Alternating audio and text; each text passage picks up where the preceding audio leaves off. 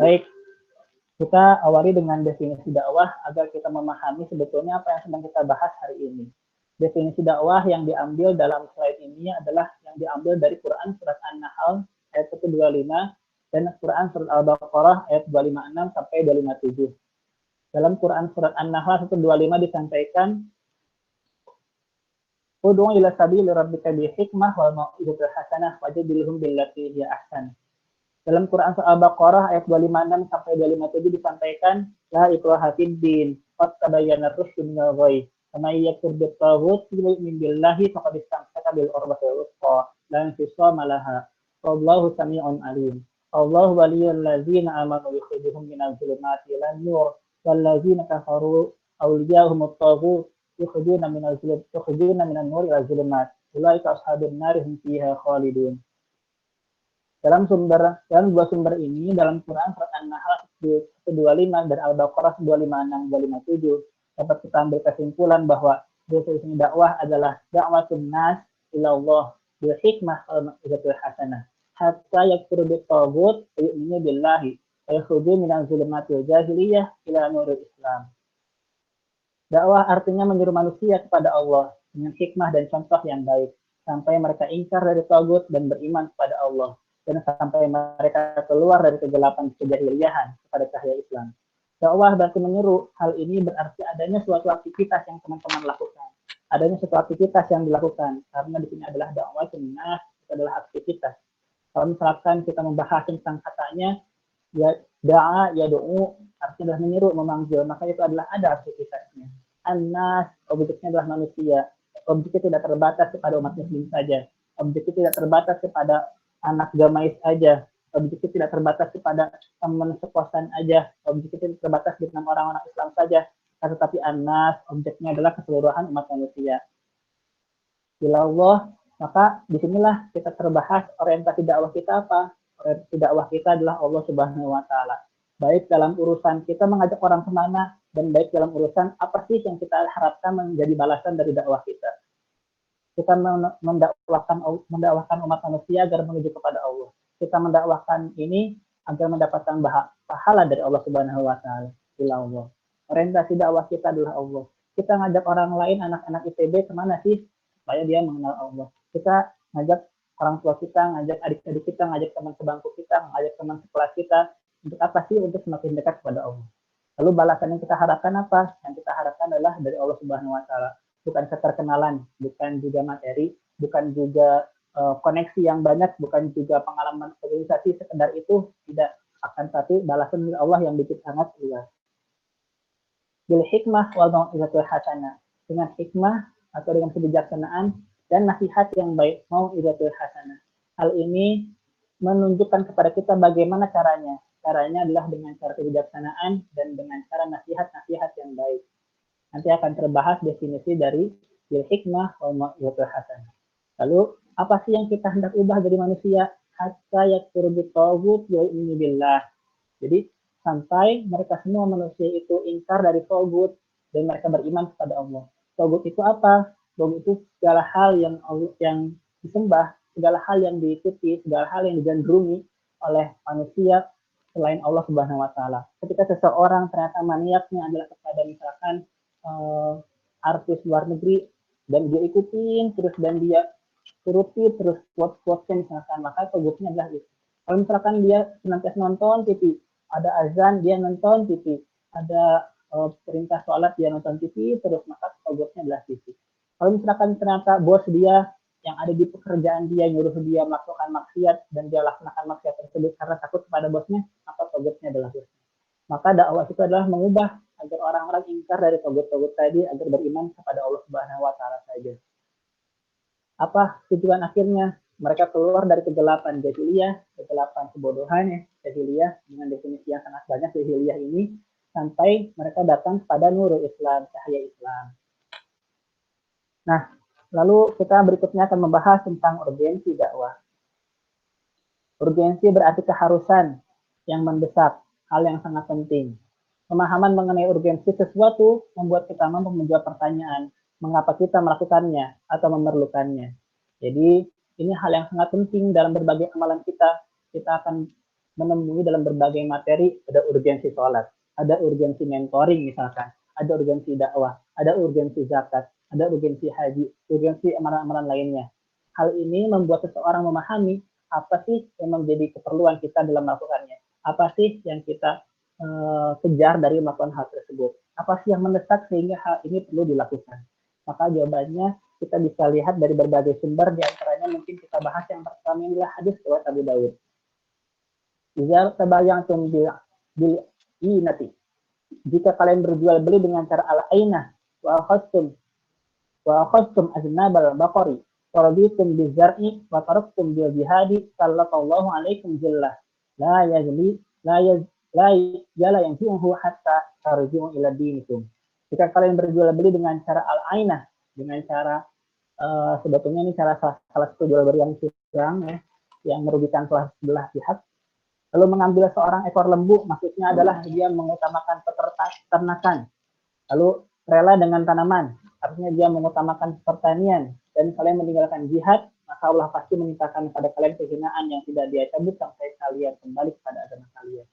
Maka di sini dapat disampaikan, dapat kita pelajari bahwa ketika kita mengutamakan apa-apa yang kita kejar dalam dunia ini, hal-hal duniawi, sedangkan kita meninggalkan jihad, maka pasti Allah akan menimpakan kehinaan kepada kita.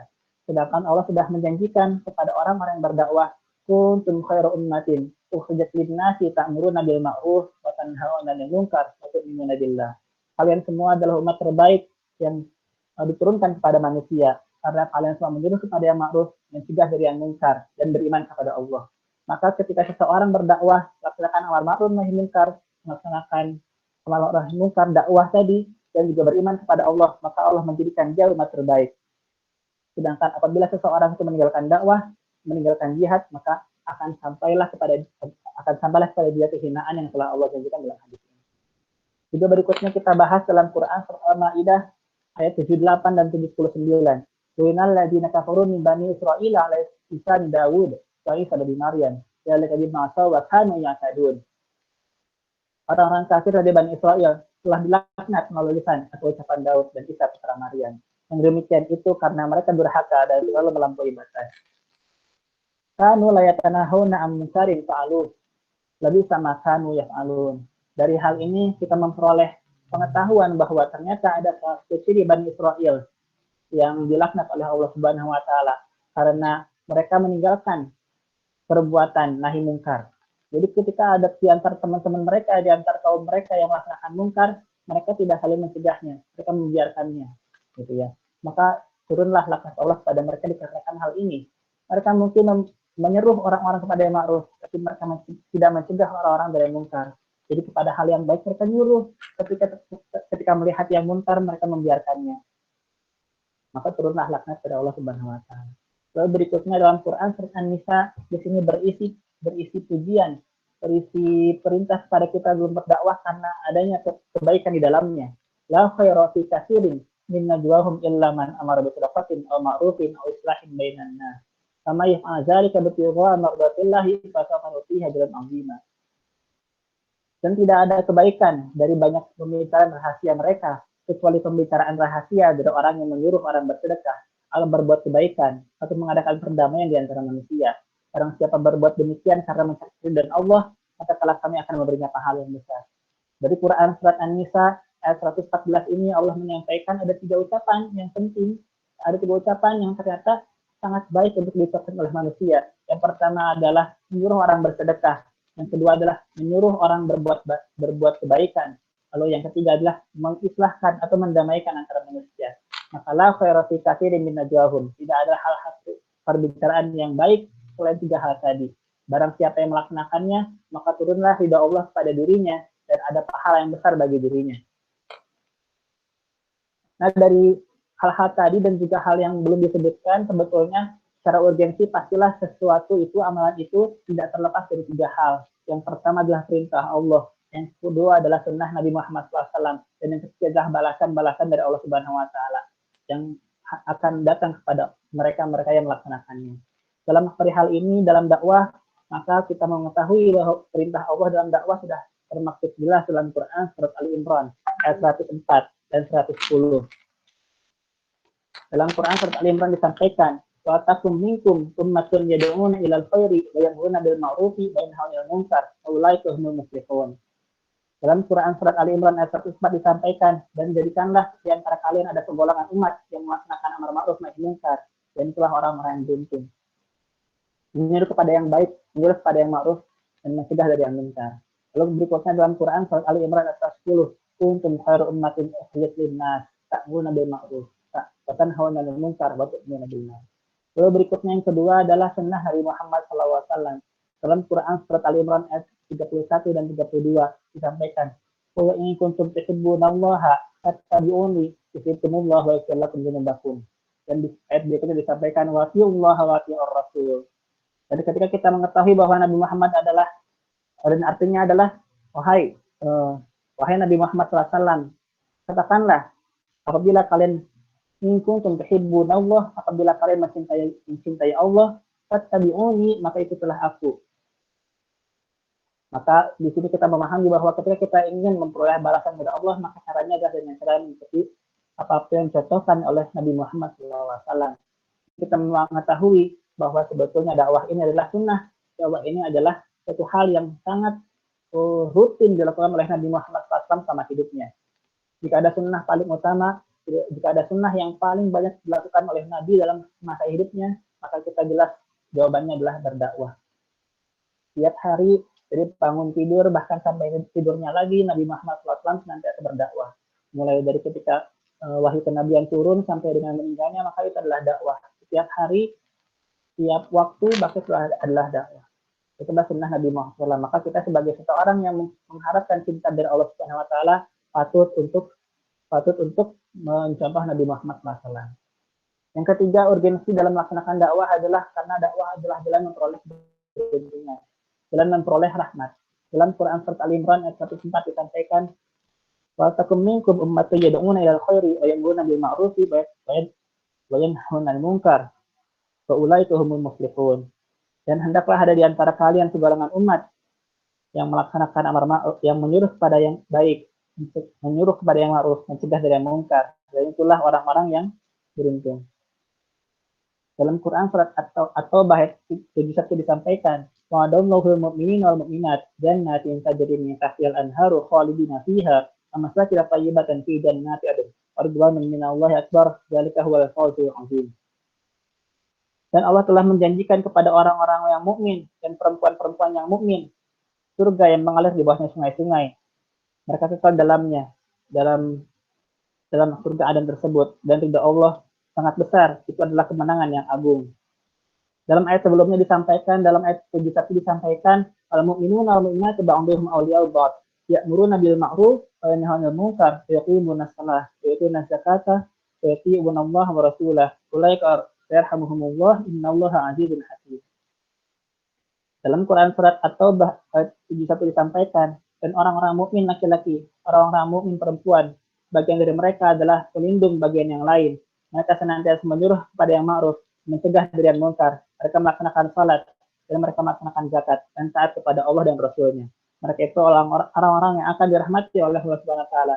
Sungguhnya Allah Maha Agung dan Maha Bijaksana. Itu adalah urgensi dari internal kita, sedangkan secara eksternal dakwah adalah suatu keharusan bagi manusia karena kita adalah seorang khalifah fil ard. Itulah kondisi umat yang saat ini sedang rusak. Menyadur dari bahasan urgensi tarbiyah atau apa pentingnya dalam mendidik umat, apa pentingnya pendidikan Islam bagi setiap manusia, kita paham bahwa semua sumbernya, bahwa apa yang membuat hal tersebut penting untuk dilakukan adalah adanya al-ummatul jahiliyah, adanya umat jahiliyah. Dengan ciri-cirinya yaitu adalah al-jahlu atau kebodohan, al-zillatu kehinaan, al-dha'fu kelemahan, al-furqah atau perpecahan. Maka empat ini adalah suatu hal yang menjadi penyebab seseorang itu berada pada dhalalun mubin, kesesatan yang nyata. Maka ketika adanya ummatul jahiliyah ini, dhalalun mubin ini, maka pentingnya adalah an-inqadh atau penyelamatan. Dengan cara apa? Dengan cara adanya pendidikan Islam bagi setiap manusia yang Allah melakukan pada Rasul dan yang Rasul lakukan pada umat manusia. Dengan cara apa? Caranya adalah dengan at-tilawah, membacakan ayat-ayat Allah dan membacakan hadis-hadis Nabi. At-tazkiyah, mensucikan mereka semua. Salimul minhaj, mengajarkan pedoman kepada mereka semua. Lalu dengan 3 hal ini maka mudah-mudahan mereka semua mendapatkan an-nikmatul kubra, anugerah yang besar, yaitu sehingga seseorang itu memperoleh pengetahuan, al-ilmu, al-izzatu kemuliaan, al-quwwatu kekuatan, al-wihdatu persatuan, dan khairu ini. Ini adalah urgensi eksternal yang mungkin bisa disampaikan untuk teman-teman semua tentang mengapa kita harus melaksanakan dakwah, karena adanya umat jahiliyah, adanya umat-umat yang memiliki sifat-sifat tadi, tidak paham tentang agama, lalu menghinakan dirinya, padahal dia adalah ahsan taqwim, adalah ciptaan yang sebaik-baiknya, bentuk sebaik-baiknya. Allah lemah. Kita melihat Islam saat ini ditindas, di Palestina ditindas, di peta Google Maps tidak ada Palestina, yang hanya ada Israel, hanya ada gambar Palestina saja, tidak ada tulisan Palestina yang sangat lemah. Orang-orang begitu mudah menyepelekan kekuatan umat Islam, dan adanya al-furuq, perpecahan dalam diri umat Islam ini, dalam bahkan juga dalam umat manusia seluruhnya terutama. Maka dengan adanya hal ini menjadi urgensi bagi kita bagaimana caranya agar kita mengeluarkan mereka semua, dan juga termasuk kita juga memiliki poin-poin menjadi seseorang yang menjadi khairul ummah, umat terbaik, yang memiliki pengetahuan, yang tahu sesuatu, yang tahu tentang Islam, yang memiliki kemuliaan, yang memiliki kekuatan, dan memiliki persatuan. Maka itulah urgensi kenapa kita perlu melaksanakan dakwah. Lalu berikutnya juga kita mengejar segala hal tentang dakwah, diantaranya adalah keutamaannya. Ada dakwah adalah suatu hal yang utama, memiliki fadilah yang sangat besar. Dakwah itu adalah nikmat Allah yang sangat besar, karena dia hanya diperuntukkan pada Nabi dan Rasul dulunya. Akan tetapi bagi hamba Nabi, bagi umatnya Nabi Muhammad SAW, dakwah ini diperintahkan untuk mereka semua. Lalu dakwah adalah ahsanul amal, dalam ayat yang disampaikan tadi, "Waman ahsanu qawlan mimman da'a ila Allah wa amila sholiha." Dan siapakah yang perkataannya lebih baik, man ahsanu qawlan mimman da'a ila Allah, dibandingkan orang-orang yang menyuruh seorang kepada Allah, amila sholihah, dan beramal soleh. Minhajur Rasul, dakwah ini adalah tugas pokoknya para rasul. Ya. Lalu berikutnya yang keempat adalah dakwah itu al-hayatur rabbaniyah. Dakwah itu menunjukkan seseorang sedang menjalani kehidupan yang rabbani, kehidupan yang berorientasi kepada Allah Subhanahu wa taala. Karena tidak ada dakwah yang tidak ada ujungnya kecuali Allah Subhanahu wa taala ujungnya. Maka dengan dakwah ini mudah-mudahan kita memperoleh al-hayatul mubarakah, yaitu kehidupan yang berkah, yaitu memperoleh ridha Allah, memperoleh cinta Allah, memperoleh rahmat Allah, dan memperoleh pahala yang terus-menerus, dan memperoleh pahala yang berlipat ganda. Itu adalah urgensi dakwah dari segi apa-apa yang kita kejar dari dakwah ini. Lalu berikutnya, dalam kesempatan ini hendak disampaikan juga apa yang menjadi keistimewaan dakwah kampus. Rasulullah SAW selalu memberikan perhatian yang cukup besar terhadap para pemuda. Pentingnya dukungan para pemuda sebagai prasyarat tegaknya suatu pemikiran atau pergerakan. Lalu adanya kekhasan mahasiswa Indonesia, lalu pelajaran dari sejarah yang begitu banyak bahwa ternyata pemuda-pemuda itu sangat penting dalam sejarah Indonesia. Lalu masalah regenerasi, kewalisan nilai dan pengalaman merupakan suatu hal yang wajib diperhatikan demi keberlangsungan dakwah. Pentingnya ada penerus, pentingnya ada seseorang yang meneruskan gerakan dakwah ini. Saya sebagai alumni ITB mungkin sudah tidak di kampus lagi saat S1, sudah tidak S1 lagi saat ini, akan tapi dakwah di kampus ITB harus terus berjalan. Maka teman-teman 2019 inilah dan teman-teman 2017 dan adik-adiknya lah menjadi orang-orang yang penting saat ini di kampus ITB. Lalu kampus merupakan medan kompetisi atau pergerakan yang lebih terbuka. Apa sih urgensi dakwah kampus? Sesungguhnya tempat hidupnya Allah merupakan tempat yang baik untuk berdakwah di kota atau desa, kantor atau pasar, kampus atau bahkan di kampung sekalipun. Tidak ada satu tempat pun yang memiliki kemuliaan lebih untuk berdakwah dibandingkan tempat yang lain. Masing-masing memiliki prospek dan tantangannya sendiri-sendiri. Namun tidak dipungkiri bahwa civitas akademika kelak akan menjadi bagian yang paling menentukan dalam perubahan masyarakat. Civitas akademika adalah komunitas kecil, elit, yang terdiri dari sedikit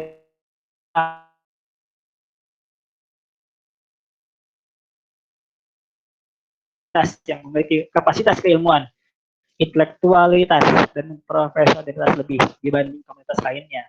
Oleh karena itu dakwah di kampus yang juga merupakan bagian kecil dari jalan panjang dakwah Islam di kalangan civitas akademika berarti mengajak komunitas yang memiliki daya gerak tinggi dengan kapasitas langka, intelektualitas, dan profesional terhadap kondisi sosial yang akan membantu pencapaian tujuan dakwah secara umum. yakni transformasi menuju masyarakat Islam.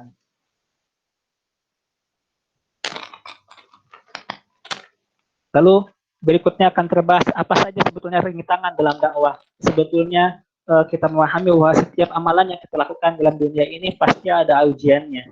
Karena setan sudah berjanji di masa lalu bahwa tidak akan pernah berhenti menyesatkan umat manusia, menyesatkan umat Nabi Adam. Dan begitu juga dengan dalam dakwah, pasti ada ibtalanya, pasti ada ujiannya. Ibtala atau ujian adalah keniscayaan dengan hikmah yang begitu banyak. Dalam Quran surat Al-Ankabut ayat 2 sampai 3 disampaikan, ahsiban nasu ayyutraku ayyaqulu amanna wa hum la yuftanun. Apakah manusia mengira bahwa mereka akan dibiarkan hanya saja dengan mengatakan kami telah beriman dan mereka tidak diuji? Walau qad fatanna allazina min qablihim wa la'lamanna allazina sadaqu wa ya'lamal kadzibin wa la'lamanna al-kadzibin. Dan sungguh kami telah menguji orang-orang sebelum mereka, maka Allah pasti mengetahui orang-orang yang benar dan pasti mengetahui orang-orang yang dusta.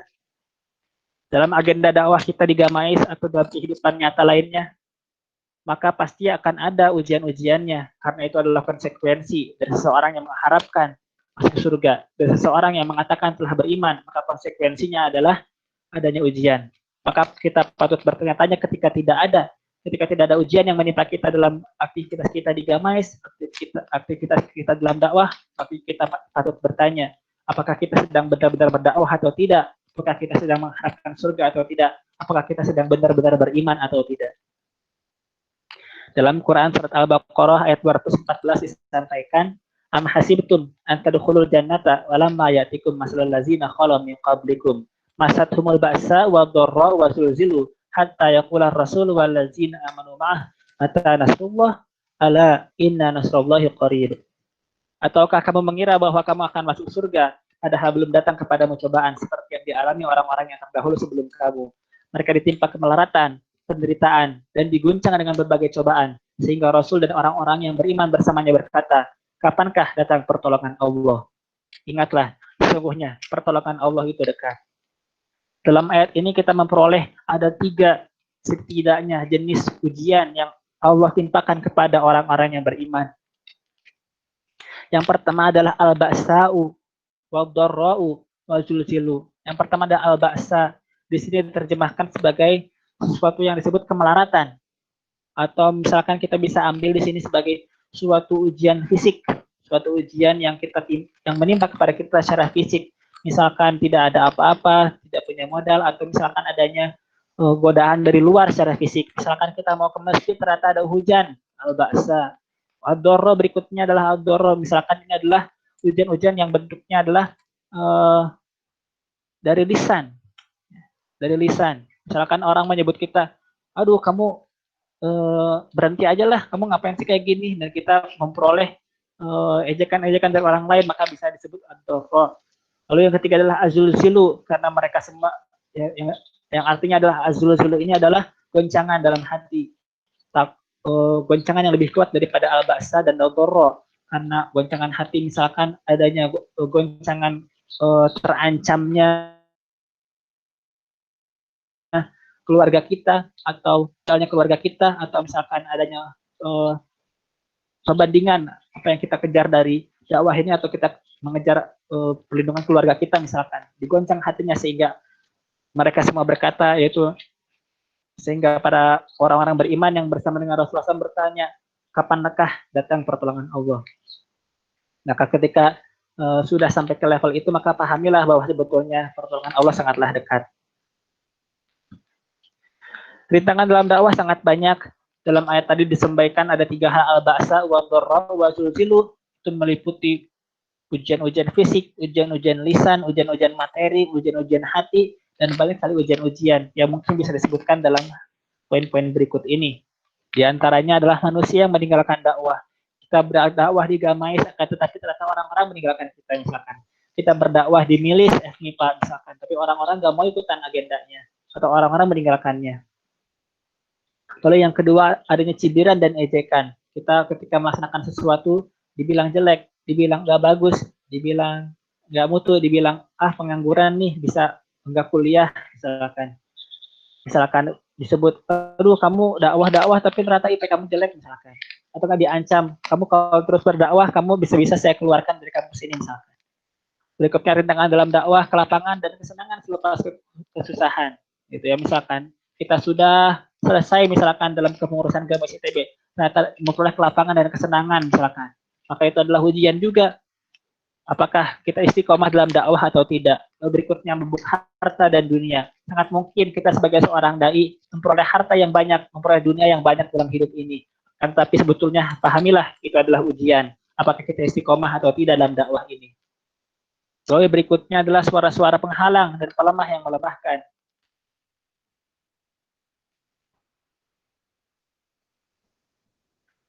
Suara-suara penghalang dan pelemah yang melemahkan. Maksudnya adalah adanya orang yang menghalangi kita dalam bentuk suara-suara misalkan, atau dalam kebijakan-kebijakan, dan juga tekanan dari pihak-pihak luar.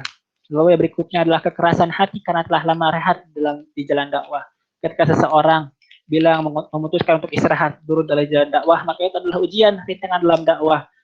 Menjadi keras hatinya karena sudah pernah beristirahat dalam jalan dakwah. Adalah sesungguhnya dalam dakwah itu perlu kita jalani dengan istiqomah terus menerus, tidak pernah berhenti. Dan terakhir, contoh rintangan dalam dakwah adalah merasa sudah aman, merasa semua sudah baik-baik saja.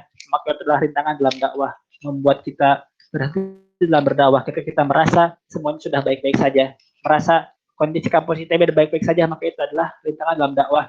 Ketika kita merasa semuanya sudah aman. Dan ada banyak hal yang menjadi hikmah ujian dalam dakwah. Sebetulnya ujian itu tidaklah Allah turunkan kepada para aktivis dakwah, melainkan juga ada hikmah-hikmahnya. Pertama adalah andai Allah hanya memberikan ujian berat kepada orang-orang kafir dan sama sekali tidak menguji orang-orang beriman, maka semua orang akan dengan mudah dapat memastikan bahwa bahwa keimananlah yang hak dan selainnya adalah batil. Keimanan adalah hak, selainnya adalah batil. Ketika ujian itu hanya menimpa orang-orang kafir, maka orang-orang akan mudah memilih untuk menjadi kafir saja, menjadi beriman saja, gitu ya. Karena mereka lihat orang kafir ujian nih, dapat ujian terus, maka mereka memilih beriman saja.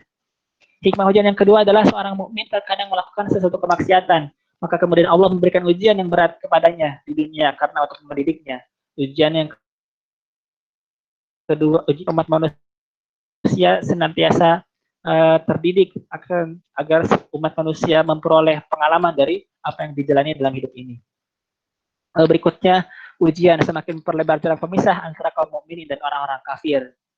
Seringkali ujian kepada dai datang dari orang-orang kafir, maka ujian ini membuat jurang pemisah antara mereka dan umat-umat mukmin ini semakin besar, karena jelas yang melaksanakan ujian-ujian tadi, yang menjelek-jelekan tadi, yang menguji tadi biasanya orang-orang kafir, sedangkan yang menjadi objeknya adalah umat-umat mukmin. Sangat bisa kita ambil pelajaran dari beberapa tahun ke belakang, ketika misalkan adanya misalkan ya, kita ambil contoh kasus pencelaan agama oleh salah seorang gubernur di Jakarta misalkan. Saat itu semakin jelas siapa yang sedang membela Islam dan semakin jelas juga siapa yang sedang membela orang-orang kafir di masa-masa tersebut. Hikmah ujian dalam dakwah yang ketiga adalah ibtila, menguatkan hubungan antara sebagian kaum mukminin dengan sebagian yang lain, baik secara akal maupun perasaan. Ujian yang datang kepada umat muslim membuat mereka semakin kuat, membuat mereka semakin solid. Kita dapat ambil pelajaran dalam berbagai momen ya, ketika seseorang atau suatu kelompok itu diberikan musuh bersama, maka mereka akan bersatu. Jika kita sebagai anak himpunan sedang osjur, sedangkan kakak-kakak kelas kita di jurusan itu misalkan ya memberikan kita begitu banyak tugas, memberikan kita begitu banyak tekanan dan seterusnya, maka akan muncullah kesolidan dalam angkatan tersebut. Yang kelima, hikmah ujian dalam dakwah adalah ibtilah, memberikan bukti kuat terhadap kebenaran dakwah. Sangat jelas ya, ketika seseorang dalam berdakwah maka dia akan memperoleh apa-apa yang telah Allah janjikan, baik itu ternyata ujian, baik itu ternyata balasan dari Allah Subhanahu wa taala. Yang keenam, apabila seorang mukmin mengetahui bahwa dia akan mendapatkan cobaan, maka dia akan selalu waspada dan takut kepada Allah Subhanahu wa taala. Dan ibtilah atau ujian dalam dakwah ini membuat seseorang mukmin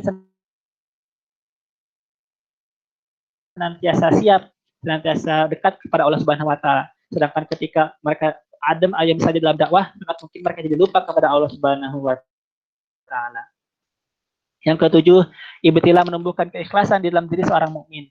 Ketika seorang mukmin berdakwah dan dia memperoleh ujian-ujian, tidak memperoleh pujian-pujian, tapi dia memperoleh suatu hal yang buruk, memperoleh kesusahan, memperoleh kemelaratan, memperoleh rasa malas, maka memang tidak ada yang dikejar dari dakwah ini kecuali balasan dari Allah Subhanahu wa taala melalui keikhlasannya. Ikhlas berarti mengharapkan balasan dari Allah Subhanahu wa taala saja, tidak mengharapkan balasan dari hal yang lain. Lalu ketika berikutnya ditanya bagaimana caranya kita melaksanakan dakwah ini, bagaimanakah strateginya, maka kita bisa memperoleh jawabannya dari fokus dalam pembahasan bil hikmah wala mau'izatul hasanah wajadiluhum billati hiya ahsan yang sudah kita bahas dalam awalan ayat tadi. Namun sebelumnya ada suatu kunci yang penting dalam membahas tentang hal ini. Ketika kita memahami dalam ayat-ayat sebelumnya yang dibahas, ahasiban nasu ayatraku ayyaqulu amanna wa hum la yaftanun. Atau misalkan dalam Al-Baqarah, am hajibtum an tadkhulul jannata walamma yatikum mathalul ladzina khala min qablikum. Maka di sini ada ayat yang juga senada dalam dengan dua ayat sebelumnya tadi, yaitu am hasibtum an tadkhulul jannata walamma ya'lamillahu alladzina jahadu minkum wa ya'lamas sabirin. Apakah kamu mengira bahwa kamu akan masuk surga padahal belum nyata bagi Allah orang-orang yang berjihad di antara kamu dan belum nyata orang-orang yang sabar. Maka di sini kita memperoleh kunci bagaimana caranya kita menghadapi ujian-ujian, bagaimana cara kita menghadapi rintangan dalam dakwah, maka kuncinya adalah jihad dan sabar. Mengenai detail strategi dakwah, sangat mungkin setiap kelompok akan berbeda strategi yang diambilnya.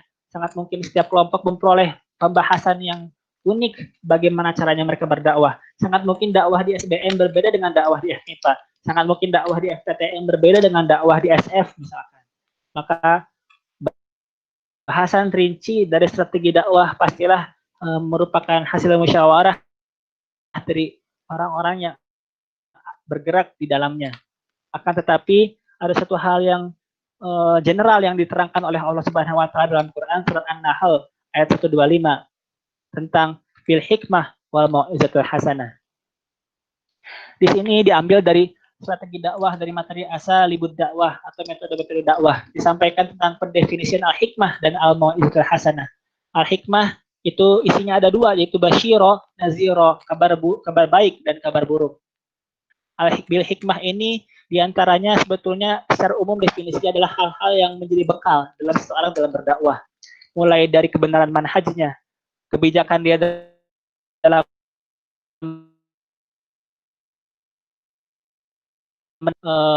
berdakwah sampai yang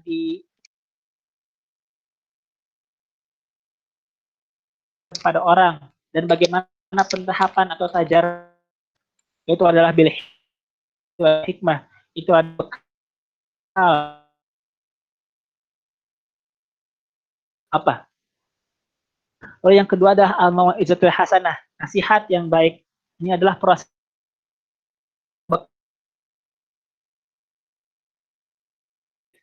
maka jawabannya adalah al-haqiyah. Akhlaqiyah, ada'iyah. Bagaimana caranya adalah dengan cara akhlak-akhlak seorang dai itu bagaimana. Di antaranya kita perlu adalah satu dari 10 muwasafat seorang muslim, akhlaqul matinul khuluq, akhlak yang kokoh dengan definisi-definisi yang sangat baik. Misalkan di dalam blueprint didefinisikan apa itu akhlak yang baik, ciri-cirinya bagaimana, maka di situ adalah akhlakul matin.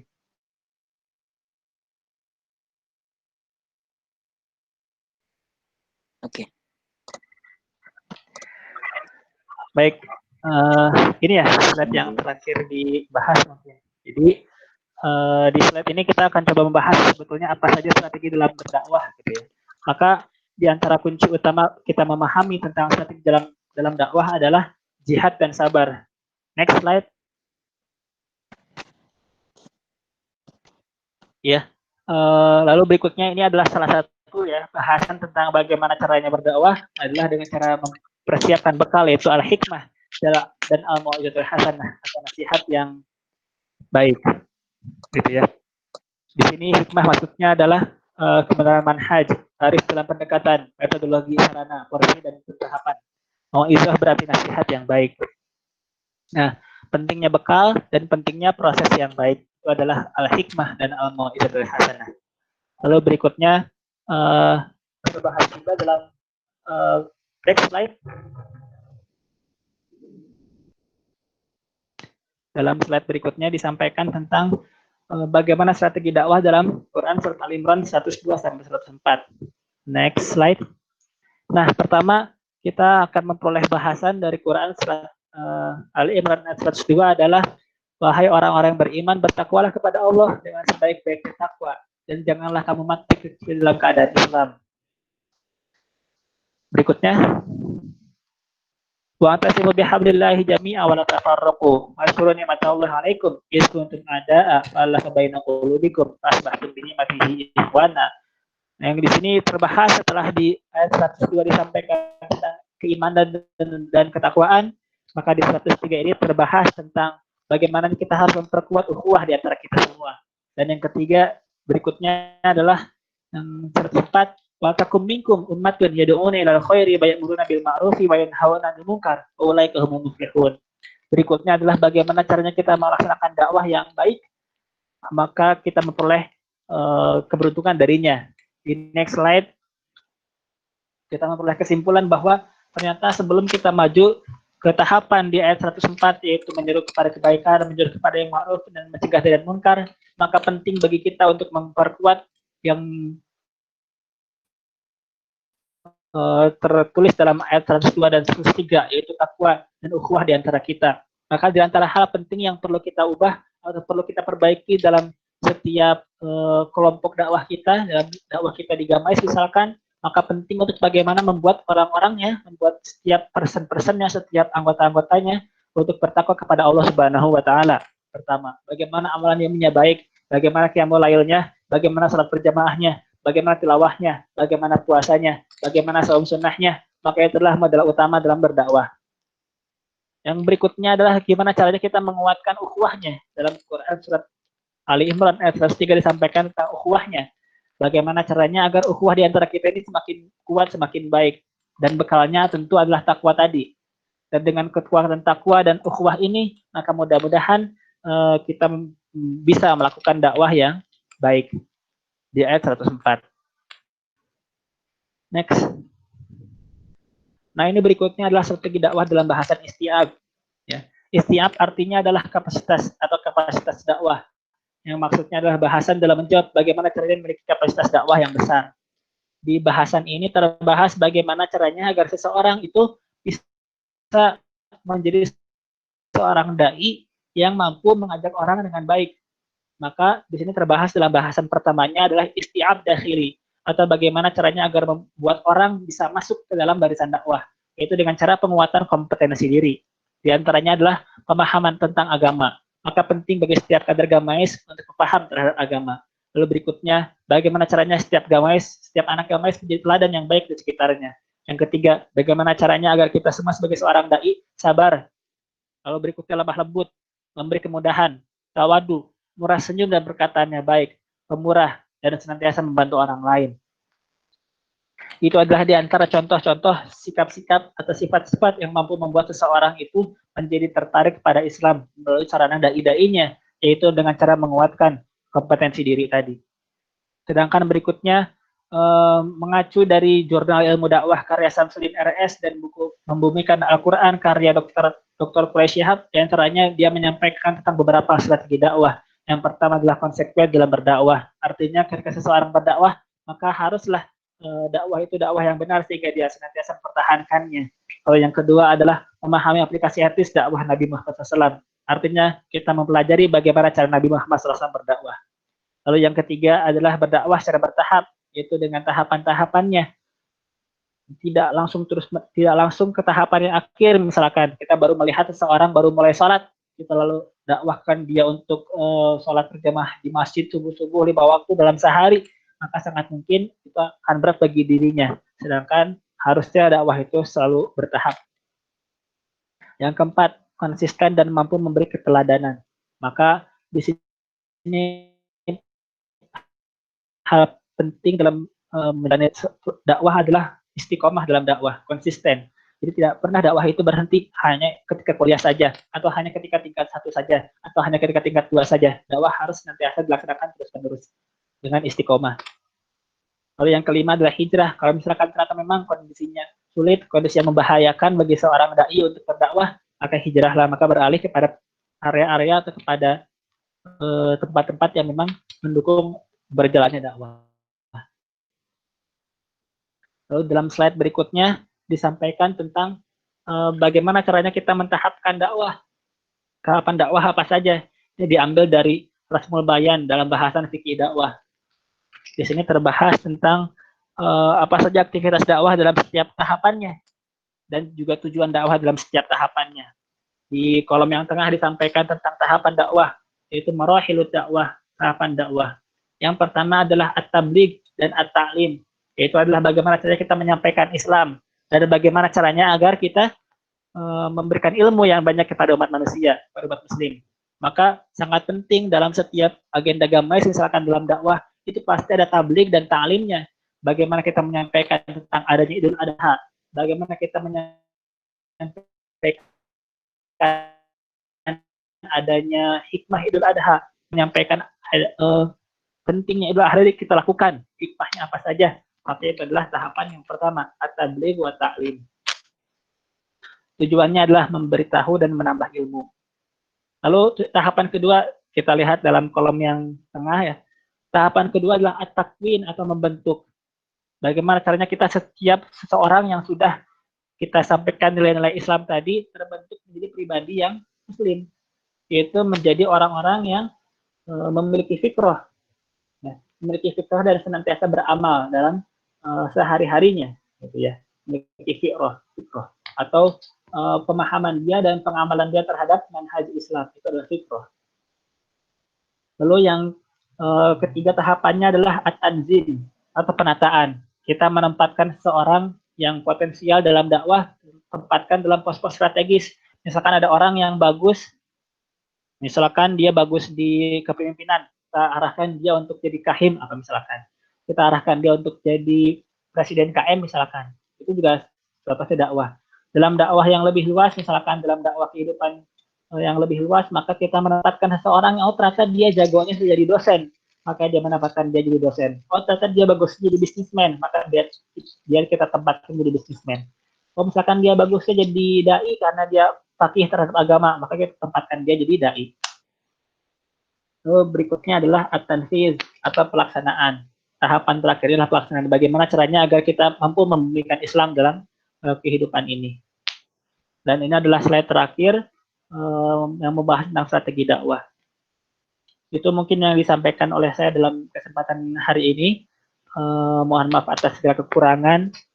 Saya cukupkan. Wabillahi taufiq wal hidayah. Assalamualaikum warahmatullahi wabarakatuh. Waalaikumsalam warahmatullahi wabarakatuh. Terima kasih banyak Kak sudah memaparkan banyak sekali ini, dan semoga kita bisa memahaminya dan bisa mengamalkannya dan bisa mempraktekannya. Nah, untuk selanjutnya Kak, kita buka sesi tanya jawab ya Kak. Mungkin banyak dari kami yang masih penasaran ini mungkin tentang dakwah gitu. Jadi dipersilahkan untuk teman-teman yang ingin bertanya, silahkan bisa beri komentar dulu. Silahkan dipersilahkan untuk teman-teman.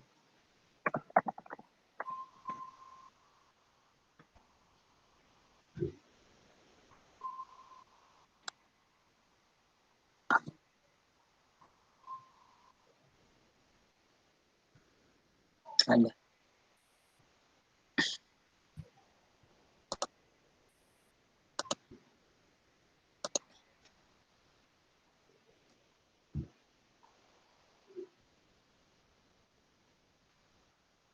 Atau misalkan malu untuk bicara, silahkan diketik aja, nggak apa-apa.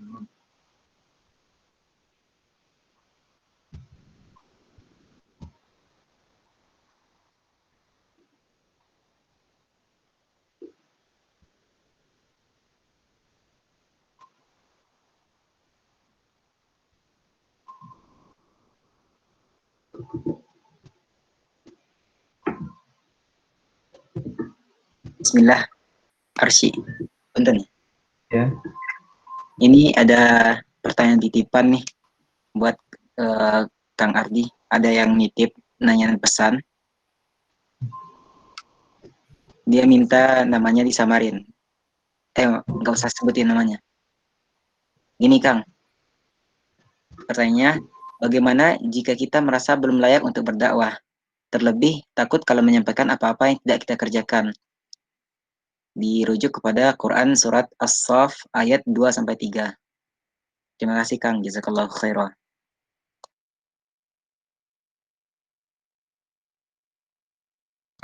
Punten, belum layak berdakwah Kang, katanya. Bagaimana jika kita merasa belum layak untuk berdakwah? Karena terlebih-lebih untuk kalau merujuk kepada Quran surah As-Saff ayat 2-3, kita takut salah dalam menyampaikan apa-apa yang kita ucapkan itu Kang. Seperti ini. Ya. Boleh dibuka dalam slide yang tadi ya, yang tentang fadilah dakwah.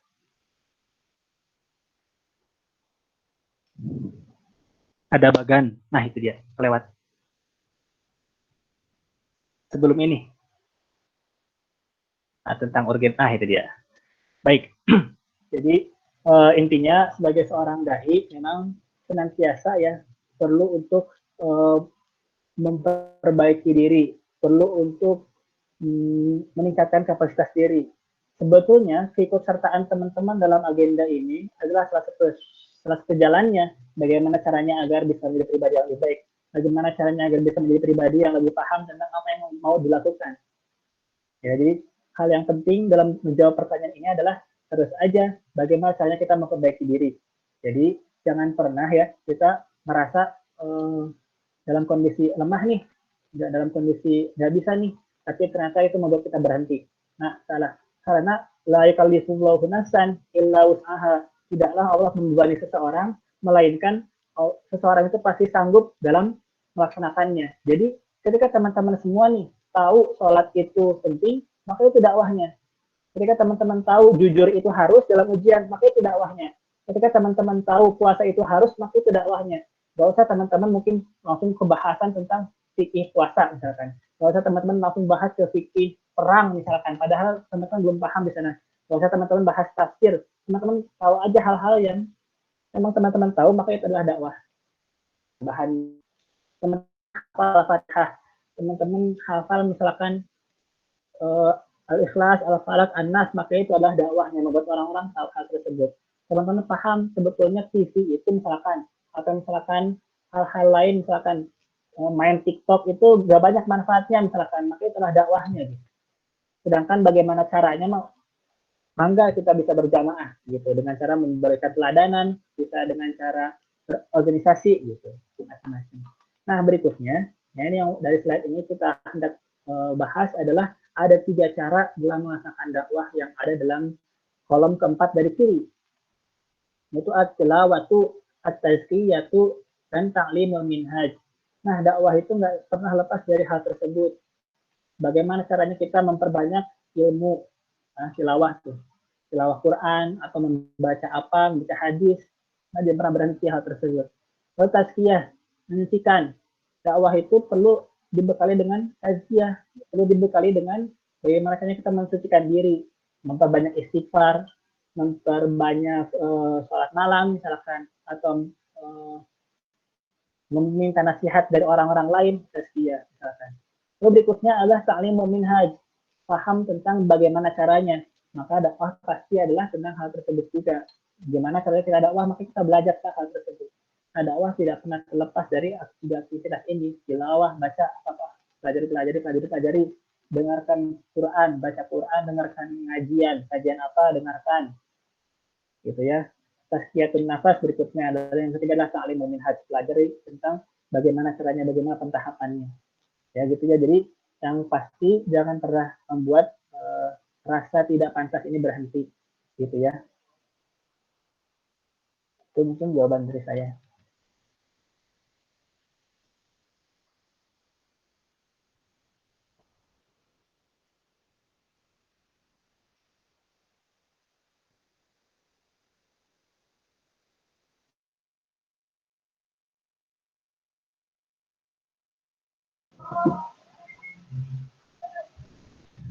kasih Kak atas jawabannya. Mungkin ada yang lain ingin Saya bertanya. saja.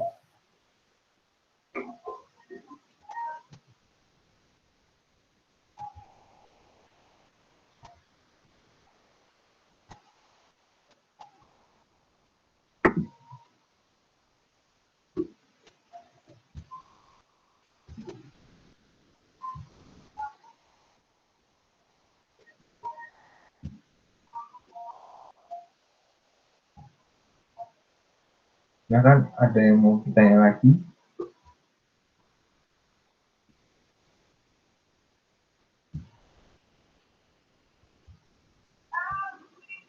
Oke, silahkan.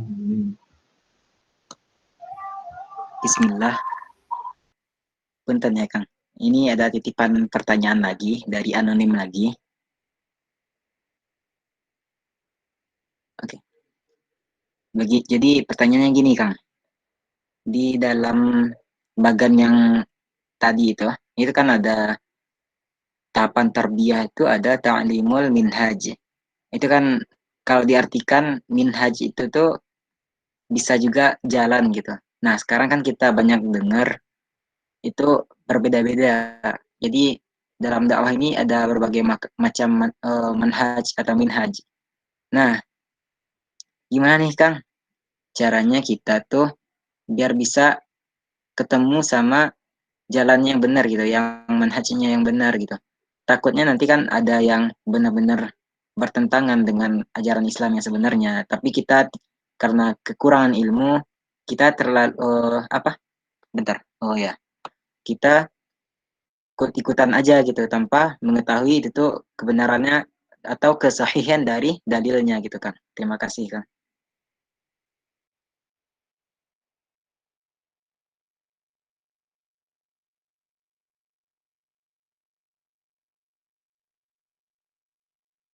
Jadi ada satu kaidah dalam dakwah sebetulnya. Kita bahas dari pelaksana dakwah dulu nih. Dalam bahasan pelaksana dakwah nih. Jadi kita membahas sebagai sudut pandang orang yang melaksanakan dakwah dulu pertama. Jadi ada kaidah al-Islam qabla al-jamaah. Jadi dalam dakwah ini kita pasti mengutamakan dakwah Islam dulu sebelum mendakwahkan seseorang untuk masuk jamaah tertentu. Ya, itu jadi dan Gamai sebagai LDK yang general ya Islam, keluarga masuk Islam itu bukan keluarga mahasiswa apa misalkan Muhammadiyah atau keluarga mahasiswa NU atau keluarga mahasiswa Tarbiyah atau keluarga mahasiswa apa misalkan keluarga mahasiswa Persis misalkan atau keluarga mahasiswa HMI misalkan, maka yang penting dalam mengajak dalam agenda-agenda dakwahnya Gamais perlulah mengajak seseorang itu kepada Islam sebelum jamaah. Pasti kita ngajak seseorang kepada sesuatu yang memang universal harus dilaksanakan oleh seorang muslim, mengajak seseorang kepada Islam. Di antara kata kunci kalau teman-teman mau googling nanti setelah ini, maka bentuklah orang-orang agar memiliki syakhsiyah Islamiyah, kepribadian Islam. Jadi itu hal yang penting di awal ini. Bagaimana caranya seseorang menjadi seorang pribadi yang muslim yang baik. Gitu ya, itu pertama. Itu sudut pandang kita sebagai seorang dai. Nah, berikutnya sudut pandang kita bagaimana caranya agar menjadi sudut pandang kita sebagai seorang yang sedang mencari istilahnya jamaah gitu ya. Maka teman-teman ikuti saja yang mana juga sebetulnya ketika kita bisa melihat ciri-cirinya adalah mereka istiqomah. Mereka senantiasa berpegang teguh pada hal-hal yang sahih di antara Al-Quran dan hadis. Mereka tidak menyelisihi hal-hal yang umum dari para ulama, pendapat ulama gitu ya. Maka itu bisa kita ikuti gitu. Jamaah sebetulnya jamaah manapun ketika memenuhi ciri-ciri tadi misalkan ya senantiasa berpegang kepada hal-hal yang sahih, Al-Quran, hadis, berpegang kepada pendapat ulama yang banyak, maka sebetulnya urusan jamaah mana itu adalah tentang metode saja bagaimana caranya dia berdakwah gitu ya. Mungkin ada golongan yang mengutamakan tentang bagaimana caranya kita memunculkan para ulama-ulama yang banyak, atau ada lagi yang berdakwah dengan cara bagaimana melaksanakan proses pendidikan di Indonesia ini. Lalu berikutnya ada juga yang berdakwah dengan cara memperkuat aspek-aspek kepolitikan dalam legislatif atau dalam eksekutif misalkan. Ada juga yang dakwahnya banyak dalam profesional, aspek profesional. Maka itu adalah tentang bagaimana caranya dakwah atau jalan dakwah yang dia tempuh. Gitu ya dalam jamaah dakwahnya gitu. Kita bisa nilai dalam setiap aktivitasnya ini orang istiqomah gak? Kalau misalkan ternyata orang-orangnya gitu ya, orang-orangnya ternyata nyeleweng gitu dari yang sudah kita pahami gitu. Ada sifat-sifat yang banyak buruk yang muncul dari orang-orangnya gitu misalkan, maka kita bisa lihat sebetulnya mungkin itu bisa kita coba tinggalkan dulu gitu. Itu mungkin ya 3 hal yang bisa jadi kita uji dari suatu jamaah, misalkan istiqomahan dia, lalu berpegangan dia dalam hadis, dalam hal-hal yang sahih ya, yaitu adalah Quran dan hadis, dan berikutnya adalah pengambilan keputusannya yang sesuai dengan mayoritas para ulama, seperti itu.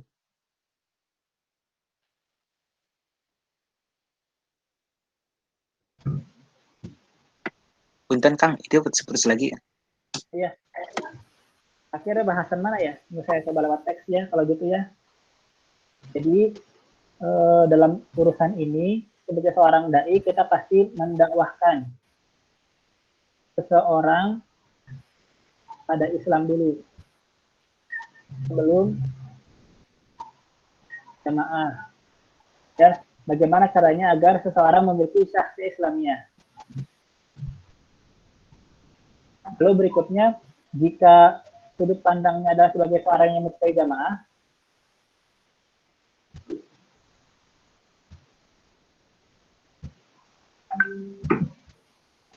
maka lihatlah pertama keistiqomahan dalam menjalani ujian-ujian yang sangat banyak.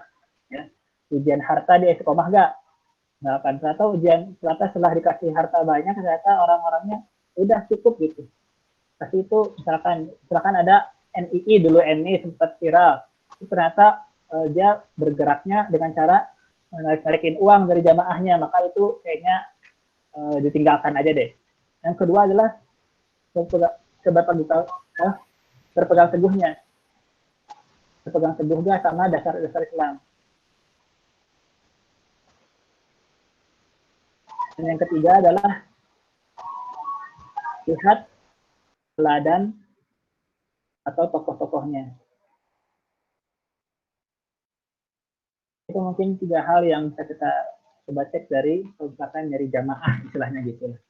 Pemahaman dalam hal-hal yang baik, berpengaruh juga pada dasar-dasar Islam, Quran, hadis, pendapat ulama, ijma gitu ya. Lalu lihat teladan atau tokoh-tokoh. Itu ya tips dari saya.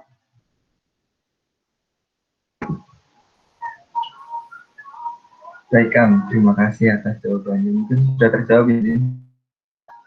Oke. Selanjutnya apakah ada yang masih ingin bertanya?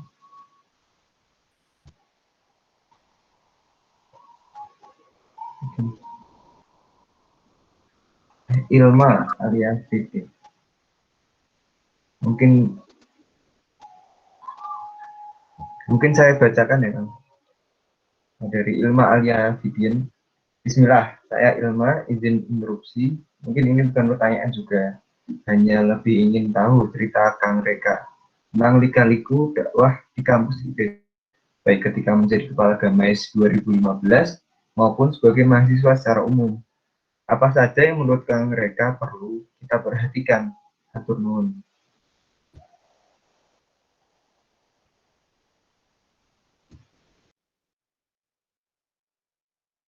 Jawabannya dari Bismillahirrahmanirrahim, jawaban dari pertanyaan ini adalah bahwa hal yang penting dalam dakwah kita di ITB adalah bagaimana caranya ada orang-orang yang mampu menjadi teladan di sekitarnya. Itu hal yang paling penting. Jadi kalau misalkan dari hikmah-hikmah yang dialami oleh saya ketika kuliah di ITB S1 dulu, bahwa ternyata misalkan nih ada LDF yang bagus banget, maka itu tidak terlepas dari insya Allah ketua LDF-nya bagus, istiqomah ibadahnya, sungguh-sungguh dalam melaksanakan amanahnya, lalu berikutnya dia melaksanakan ikhtiar-ikhtiar yang banyak, melaksanakan ikhtiar-ikhtiar yang baik, contoh tuh LDF misalkan. Atau misalkan ketika di Gamais misalkan ada suatu sektor yang berjalan dengan baik, maka tidak terlepas dari peran kaseknya atau wakaseknya yang baik, yang dia rajin ibadahnya istiqomah terus, paham agama, lalu dia istiqomah dalam melaksanakan amanah-amanahnya, sungguh-sungguh dalam melaksanakan amanahnya. Lalu berikutnya dia juga ternyata melaksanakan ikhtiar-ikhtiar yang bagus, yang banyak. Maka tidak terlepas dari peran si pemimpin-pemimpinnya, orang-orangnya. Nah itu ya mungkin jawabannya. Lalu berikutnya ternyata dalam perjalanan sebagai anak Gamais dulu, salah satu hal yang penting ya terlepas dari keorganisasian tadi adalah ternyata penting bagi seorang dai itu untuk memiliki keimanan dan ketakwaan pribadi yang baik. Yaitu dengan cara mudahnya adalah amalan harian atau amalan yaumi. Ya. Jadi teman-teman nih misalkan ada yang diamanahin jadi kepala gamais lah, atau misalkan kepala departemen atau kepala sektor atau apa, jabatan apa di kampus atau jabatan apa di kepanitiaan, misalkan kepanitiaan gamais simfoni ternyata jadi apa, atau gak di PMB jadi apa misalkan, PMB gamais, atau misalkan ternyata diamanahkan jadi kahim, jadi senator, maka bekal utamanya adalah amalan yaumi tadi. Qiyamul lail dijaga, tilawah dijaga, sholat subuh berjamaah di masjidnya dijaga, terus saum sunnahnya dijaga, terus infaknya gimana gitu ya. Maka itu adalah hal yang penting sebagai bekal setiap dai dalam berdakwah. Itu yang mungkin yang disampaikan tentang lika-liku dakwah di kampus ITB. Ternyata hal yang penting gitu ya, yang penting untuk diperhatikan adalah kualitas setiap orangnya.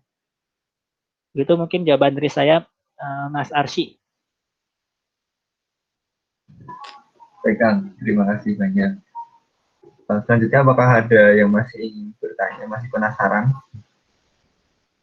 Dipersilahkan. Oke, mungkin sudah tidak ada yang bertanya, Kang. Mungkin sudah cukup jelas penjelasan yang tadi, yang sudah dijelaskan tadi. Jadi mungkin itu saja pada kajian pada sore hari ini, Kang. Jazakallah khairan. Terima kasih banyak materinya, sangat banyak ini. Semoga kami semua bisa mengamalkannya dan memperbaiki diri ke depannya, sehingga dakwah di kampus khususnya di ITB ini semakin baik, semakin jadi islami lah seperti itu. Baik, mungkin kita cukupkan dengan membaca bacaan hamdalah. Kafaratul majlis. Subhanakallahumma wa bihamdika asyhadu an la ilaha illa anta astaghfiruka wa atubu ilaik. Baik, terima kasih ada teman-teman semua yang sudah hadir pada sore hari ini. Saya tutup. Assalamualaikum warahmatullahi wabarakatuh. Silahkan untuk teman-teman semua dapat meninggalkan. Jazakumullahu khairan teman-teman semuanya, dan jazakallahu khairan buat Kang Reka.